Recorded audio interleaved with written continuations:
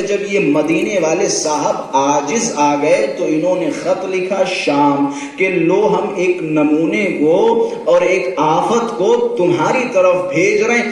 ہمیں تو انہوں نے پریشان کر لیا, ہمیں تو انہوں نے ہمارا تو کھانا پینا دشوار کر دیا, ہم تمہاری طرف بھیج رہے ہیں. روایتوں کے جملے جناب ابوذر کو شام بھیج دیا گیا کس لیے؟ تاکہ مدینے میں جناب ابوذر لوگوں کو نہ ورغلائیں. ان کی زبان کے الفاظ بیان کر رہا ہوں. اور بھی انہوں نے خط میں کچھ جملے لکھے.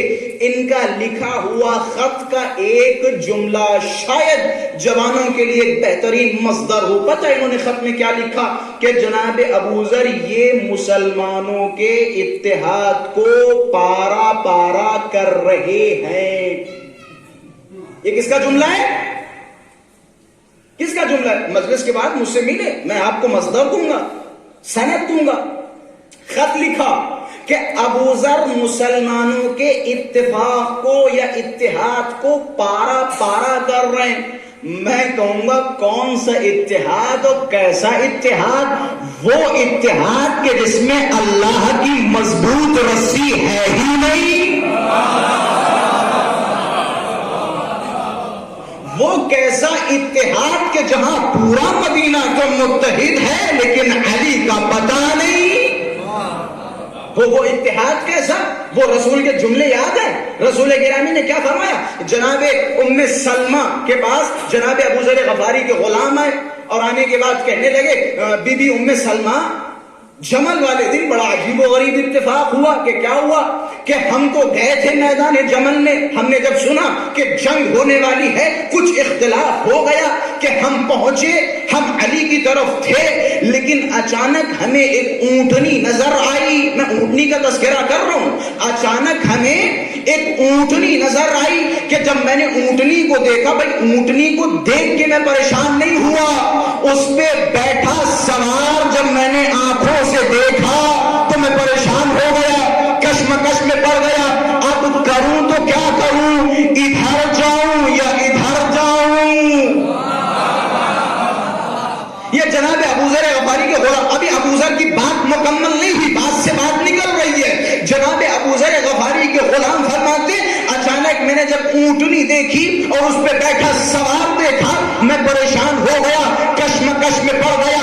اب کروں تو کیا کروں, ادھر جاؤں یا ادھر جاؤں؟ کہتے صبح سے ظہر تک پریشان رہا, کشمکش میں رہا. پھر ظہر کے وقت مجھے اچانک رسول کی حدیث یاد آئی. رسول گرامی نے فرمایا تھا سنو, اگر ساری کائنات ایک طرف جاتی ہو, علی تک تنہا ایک راستے پہ ہو, تو کائنات کو چھوڑ دینا, علی کے راستے پہ لینا.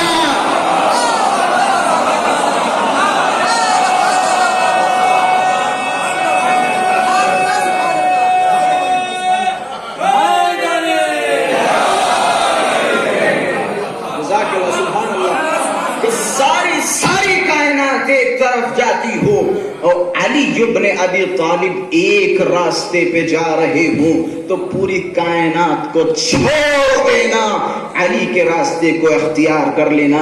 یاد رکھو علی اگر ایک راستے پہ چلے, ساری کائنات علی کے دامن کو چھوڑ دے, علی سے بغض رکھنے لگے, علی سے دشمنی رکھنے لگے, تو خدا کی قسم خداوند متعال کو ذرہ برابر دیر نہیں لگے گی ان تمام لوگوں کو جہنم میں پھینکنے. ذرہ برابر دیر نہیں لگے گی, ذرہ برابر. بھائی اللہ نے جنت و جہنم بنایا نہیں بنایا, جنت و جہنم بنایا, لیکن ایک طرف سے اگر آپ کلام میں پڑھیں تو اللہ خالق خیر ہے, خالق شر نہیں. پڑھے لکھے افراد تشریف فرما ہے, اللہ خیر کا خالق ہے, شر کا خالق نہیں ہے. اللہ نے اچھائیوں کو بنایا ہے, برائیوں کو نہیں بنایا. اور واضح کروں, جنت خیر ہے یا شر؟ جنت خیر ہے یا شر؟ خیر کہتے ہیں اچھائی کو, شر کہتے ہیں برائی کو. جنت اچھائی ہے یا برائی؟ جہنم اچھائی ہے یا برائی؟ برائی ہے نا. ایک طرف جہنم برائی، دوزخ شر ہے، دوسری طرف ہم یہ کہتے ہیں کہ جہنم بھی خدا نے بنایا. اور تیسرا قاعدہ جو میں آپ کو بتا چکا ہوں کہ خدا خالق خیر ہے، خالق شر نہیں. خدا اچھائیوں کو پیدا کرتا، برائیوں کو نہیں پیدا کرتا. اور جہنم کیا ہے؟ شر ہے. کیا اس کا مطلب جہنم بھی خدا نے بنایا؟ یہ میری ذاتی الفاظ ہے جو آپ حضرات کے ساتھ میں شیئر کر رہا ہوں. بے شک جنت خدا نے بنائی. پھر یہ جہنم کیسے بن گیا؟ کہ جس طرح سے ہم برے کام انجام دیتے ہیں، جبکہ برائی اللہ کی خلقت نہیں ہے، اسی طرح سے خدا بند متعال نے تو صرف جنت کو بنایا تھا، لیکن دشمن علی پیدا ہوتا رہا، جہنم بناتا رہا.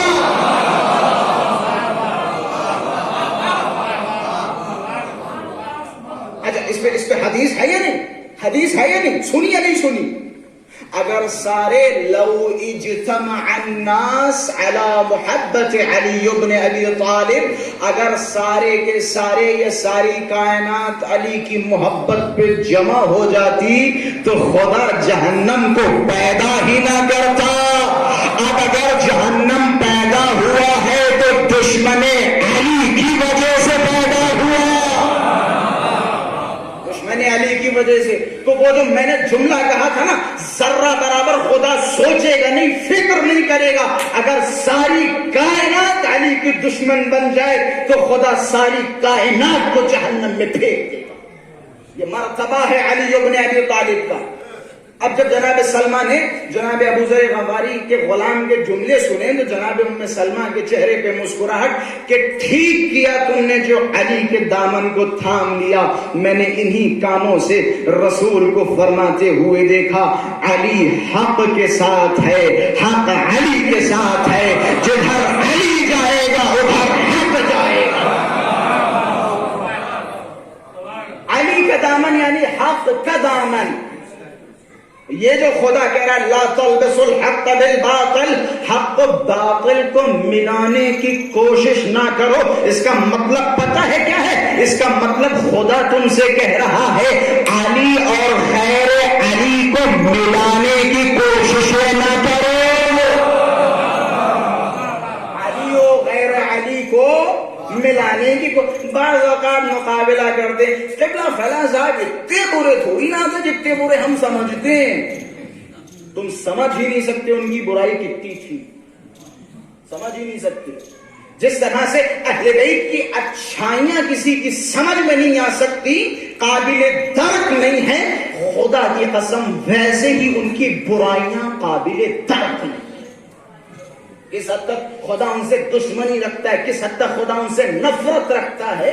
یہ حق و باطل یہ آسان مسئلہ نہ سمجھے. بعض اوقات ہوتا ہے انسان پنجگانہ نماز کا پابند، یہ نماز، یہ روزہ، یہ حج، یہ زکات، نماز و روزہ سب کچھ ٹھیک ٹھاک ہے، لیکن یہ جو خدا بند متعال نے محبت و دشمنی بنائی ہے، هل الدین الا الحب والبغض. جناب موسیٰ سے خدا نے فرمایا موسیٰ میرے لیے کیا انجام دیتے ہو؟ جناب موسیٰ نے فرمایا جیسے ہم اور آپ جو ہے نا بڑے فخر کے ساتھ کہتے ہیں کہ ہمارا بیٹا پنجگانہ نماز کا پابند ہے، روزوں کا پابند ہے. ہونا چاہیے. شیعوں کا فرق ہے، شیعوں کی علامت ہے کہ وہ واجبات پہ عمل کرے، لیکن یہ فقط دین نہیں ہے بھائی، یہ فقط دین نہیں ہے. جناب موسیٰ سے خدا نے کہا موسیٰ ہمارے لیے کیا انجام دیتے ہو؟ کہ پروردگارہ تیرے لیے نمازیں پڑھتے ہیں. کہ موسیٰ نمازیں تم اپنے لیے پڑھتے ہو، اپنے آپ کو بچانے کے لیے پڑھتے ہو، ہمارے لیے کون سا عمل انجام دیتے ہو؟ کہنے لگے پروردگارہ ہم روزے رکھتے ہیں کہ روزے تمہارے لیے جہنم سے بچاؤ کے لیے ہے، سپر ہے. یہ تو عمل تمہارے لیے ہوا، ہمارے لیے کیا انجام دیتے ہو؟ پھر کہا یا پروردگار ہم زکات دیتے، ہم خمس دیتے مثال کے طور پہ. خدا نے بتانا شروع کیا یہ عمل تمہارے لیے ہے، یہ عمل تمہارے لیے ہے، یہ بھی عمل تمہارے لیے. میرے لیے کیا انجام دیتے ہو؟ جناب موسیٰ نے ساری چیزیں بیان کی اور بیان کرنے کے بعد آخر میں تھک گئے اور خداوند متعال کی بارگاہ میں عرض کیا اے میرے خدایا ذرا تو ہی بتا دے کون سا وہ عمل ہے جو تیرے لیے ہے. خداوند متعال نے اپنے محبوب نبی کی طرف خطاب کرتے ہوئے فرمایا کہ موسیٰ سنو، نمازیں تمہارے لیے ہیں، روزے تمہارے لیے ہیں، حج تمہارے لیے ہے، یہ زکات تمہارے لیے ہے، یہ خمس تمہارے لیے ہے. ان میں سے کوئی بھی عمل میرے لیے نہیں ہے. اگر میرے لیے کچھ کرنا چاہتے ہو تو جاؤ اس سے محبت کرو جس سے میں محبت کرتا ہوں.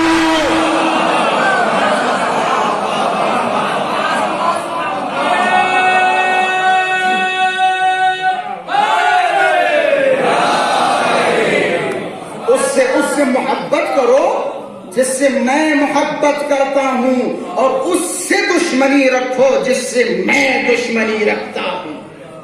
یہ عمل میرے لیے ہوگا. اللہ نمازیں تمہارے لیے نہیں پڑھو گے ڈنڈے پڑیں گے، نہ پڑھو. روزے نہیں رکھو گے تو جہنم میں الٹا الٹا لٹکایا جاؤ گے.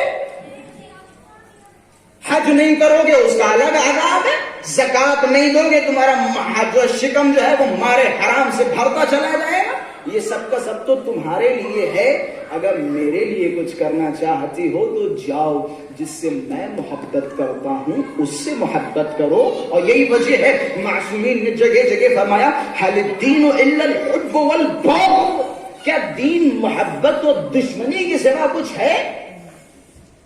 اچھا ہوتا ہے بعض افراد ہمارے معاشرے میں بھی ہوتے ہیں قبلہ یہ کیا نفرت بھری باتیں کر رہے ہیں آپ، ہم تو محبت والے لوگ ہیں، ہمارے اندر صرف پازیٹیوٹی ہے، ہم پازیٹیو لوگ ہیں، ہم نیگیٹو چیزوں کو سوچتے ہی نہیں ہیں، ہم بڑے پازیٹیو آدمی ہیں، بڑے مثبت آدمی ہیں، ہم تو محبت کی باتیں کرنے والے ہیں، نفرت سے ہمارا کوئی تعلق ہی نہیں ہے. اچھا یہ بات ہے، ہمیں نفرت نہیں کرنی. اچھا یہ بات ہے، تو جا کے آپ شیطان کو اپنی گود میں بٹھا لیں. ہے کسی میں جرأت، ہے کسی میں دم جو کہتے ہمیں اللہ سے بھی محبت ہے اور شیطان سے بھی محبت ہے کسی میں جرأت جو یہ کہتے ہمیں اللہ سے؟ بھئی یا تو اللہ کی طرف ہو یا شیطان کی طرف ہو، یا اللہ کی طرف یا شیطان کی طرف. اگر اللہ کی طرف ہو تو شیطان سے بھی نفرت ہے، شیطان کے کرتوت سے بھی نفرت ہونی چاہیے. بھئی یہی تو مسئلہ اتنی دیر سے سمجھا رہا ہوں. حق و باطل کو ملانے کی کوشش نہ کرو. علی اور وہ جو مخالف علی ہے اس میں کیسا رشتہ؟ یا تو تم علی کی طرف ہو یا دشمن علی کی طرف. یہ گھٹیا پالیسی کہاں سے آ گئی؟ یہ گھٹیا پالیسی کہاں سے آ گئی؟ ہم ان کی طرف بھی ہیں، ہم ان کی طرف بھی ہیں، ہمیں ان سے بھی محبت ہے، ہمیں ان سے بھی محبت ہے، ہمیں ان سے بھی پیار. وہ ایک مشہور خطیب کا جملہ، کھانا علی کے گھر پہ، کھانا علی کے دسترخوان پہ، نمک شام سے. سمجھ رہے ہیں؟ بیٹھیں گے علی کے دسترخوان پہ لیکن نمک شام کا کھائیں گے. تو یہ پالیسی اہل بیت نے ٹھکرائی ہے، بالکل ٹھکرائی ہے. میرے پاس وقت نہیں ہے کہ میں اس پالیسی پہ روایات و احادیث کا مجموعہ آپ حضرات کے سامنے پیش کروں، لیکن بعنوان مثال جب میں یہاں تک بات لے کے آیا تو مکمل کرنے کے لیے ایک مہر لگاتا چلوں. مولا کی خدمت میں ایک صاحب آیا اور آنے کے بعد عرض کرنے لگے مولا ہمیں آپ سے بھی محبت ہے اور فلاں صاحب سے بھی محبت ہے. یہ لفظ فلاں بڑا اینٹک ہے. ہمیں آپ سے بھی محبت ہے اور فلاں صاحب سے بھی محبت ہے. اچھا اب تو خطابت میں فلاں نام ہی ہو گیا ہے، فلاں سے بھی محبت ہے. اچھا یہ فلاں خطیب کا اختراع نہیں ہے، ذاکر کی ذاکری نہیں ہے. روایات اہل بیت میں مختلف مقامات کے لفظ فلاں و فلاں، یہ 3 یا 4 مرتبہ نہیں، 2 مرتبہ فلاں فلاں کا زیادہ تذکرہ ہے، کیونکہ 2 کا معاملہ بڑا حساس رہا ہے تاریخ میں. اور باقی کو تاریخ میں بتایا احمق، بے وقوف، جاہل، بدھو. تو لہذا 2 سے زیادہ سروکار رہا. تو روایات میں فلاں و فلاں کے الفاظ بہت زیادہ ہیں. خلاصہ کہ نہیں مولا ہمیں آپ سے بھی محبت ہے اور فلاں صاحب سے بھی محبت ہے, آپ سے بھی محبت اور فلاں صاحب سے بھی محبت. ماشاءاللہ سے سن رسیدہ تشریف فرما ہے, علماء کرام بھی تشریف فرما ہے, طلاب کرام بھی تشریف فرما ہے. مولا کی اس اصطلاح کو سمجھنے کی کوشش کیجئے گا, مجھے زیادہ محنت نہ کرنی پڑے اس اصطلاح کو سمجھانے کے لیے. ماشاءاللہ سے اہل ادب الہ آباد تقریباً اہل ادب مانا جاتا ہے. مولا سے فرمایا مولا ہمیں آپ سے بھی محبت ہے اور فلاں صاحب سے بھی محبت ہے. آپ نے فرقہ بطریہ کا نام سنا ہے؟ بطریہ, اسے فرقہ زیدیہ بھی کہا جاتا ہے. زیدی شیعہ نہیں, فرقہ زیدیہ, جو امام چہرم کے بعد ان کے الگ عقیدے تھے اور انہوں نے ایک فرقہ بنا دیا. امام زید کو امام ماننے لگے, جناب زید شہید کو, اور بھی بہت سارے ان کے عقیدے تھے. ان میں سے ایک عقیدہ تھا کہ ہم نحن نتولا علی, ہم علی سے بھی تولا کریں گے, فلاں یعنی علی سے بھی محبت کریں گے, فلاں سے بھی محبت کریں گے. تو مولا کے پاس جب آئے تو مولا نے کہا انتم بطرتم امرنا, تم لوگوں نے ہمارے امر کو, ہمارے مشن کو توڑ دیا. ہمارا مشن ہے حق و باطل میں تمزیج, ہمارا مشن ہے حق و باطل میں فرق پیدا کرنا, اور تم نے کیا کیا, تم نے تو حق و باطل کو ملا دیا. تو لہذا مولا نے فرمایا بطرتم امرنا, تم نے ہمارے امر کو, مشن کو توڑ دیا ہے. تو لہذا اس دن سے اس فرقے کا نام کیا ہو گیا, فرقہ بطریہ. یہ فرقہ بطریہ. خلاصہ اسی فرقے کا ایک آدمی مولا کے پاس گیا اور جانے کے بعد کہنے لگا مولا ہمیں آپ سے بھی محبت ہے اور فلاں صاحب سے بھی محبت ہے. مولا نے فرمایا سنو یہ کیسی باتیں کر رہے ہو, ہم سے بھی محبت اور فلاں صاحب سے بھی محبت. تو حضرت نے فرمایا میں بڑے آسان الفاظ میں اور بڑے آہستہ الفاظ میں مولا کے یہ جواب سنا رہا ہوں, سمجھ جائیں گے تو واہ واہ, نہیں تو سمجھاؤں گا انشاءاللہ, بغیر سمجھائے چھوڑوں گا نہیں. مولا سے فرمایا مولا ہمیں آپ سے بھی محبت ہے اور فلاں صاحب سے بھی محبت ہے. حضرت نے فرمایا انت الاعور, یا اللہ سبحان اللہ ماشاء اللہ. مولا نے فرمایا انت الاعور, تم کاڑے ہو. اچھا سمجھنے کی کوشش کرو, 2-4-5 سیکنڈ آپ کو دے رہا ہوں, اپنے آپ سے سمجھ جائیے کیوں مولا نے فرمایا تم کاڑے ہو. کہ انت الاعور, سوال یاد رکھے گا, مولا آپ سے بھی محبت ہے اور فلاں صاحب سے بھی محبت ہے. مولا نے فرمایا انت الاعور. ہمارے پاس آتے تو ہم چھوٹا موٹا سادہ سا جواب دے دیتے, اتنا آپ کو ہارٹ بھی نہ کرتے, اتنا پریشان بھی نہ کرتے, اتنی اذیت بھی نہ دیتے. ہم بہت ساری چیزوں کا خیال بھی کرتے, معاشرے کا بھی خیال کرتے, لوگوں کا بھی خیال کرتے, دوستی کا بھی خیال کرتے. اب مولا کے پاس گئے ہو تو ایسے ہی جواب ملیں گے. مولا نے فرمایا انت الاعور, اعور کہتے کاڑے کو, کہ تم کاڑے ہو. اچھا کاڑا کسے کہتے, کاڑا کہتے ہیں جس کی ایک آنکھ خراب ہو اور ایک آنکھ صحیح ہو. بھائی مولا کے جملے ہیں, کسی خطیب کی خطابت تو نہیں ہے نا. مولا نے فرمایا انت الاعور, تم کاڑے ہو, تمہیں ہم سے بھی محبت ہے اور فلاں سے بھی محبت ہے. یا تو تم اندھے ہو جاؤ یا تو دونوں آنکھیں کھول لو, یا تو ان کی طرف چلے جاؤ یا کھول کے